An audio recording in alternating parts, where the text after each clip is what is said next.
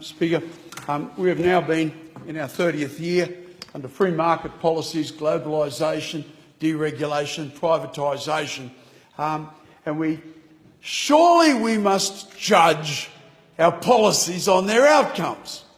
Well, the first great initiative was in the wool industry by Mr Keating.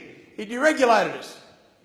Within 3 years, the price had dropped to 1/3 of what it was before, and within 15 years, 2/3, arguably 3/4 of our sheep herd has vanished.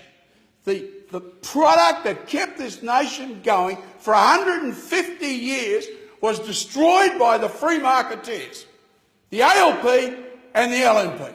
You did it. You can take the credit for it.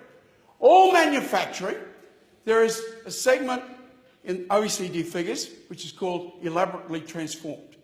We have hardly anything in that sector. We don't produce any sophisticated anything. We can't produce a tyre for a motor car. We import all of our oil. We import all of our motor cars. All your motor cars, all your white goods come in from overseas. The last factory closed in Orange 2 years ago, and the last factory closed last year for car manufacturing.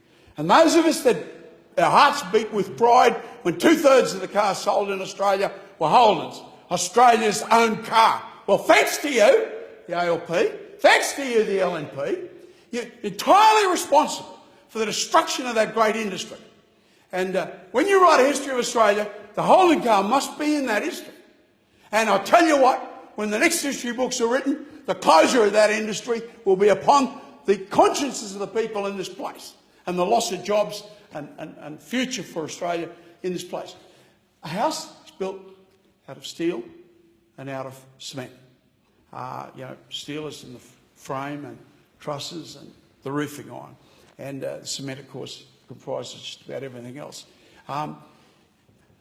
Around about half our cement now comes in from overseas. Soon all of it will come in from overseas, and the steel industry is doomed. Not my comment. Comment by steel manufacturers. Unless there is some change in the price of electricity. And don't let the Liberals go screaming about the Greens. It's got nothing to do with the Greens. It's your free market policies, not yours, actually the ALP, that did all the damage. It was their free market policies.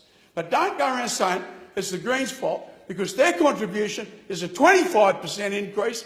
Your contribution of your free market took the price up 320%. Free market, 320%. Greens, 25%.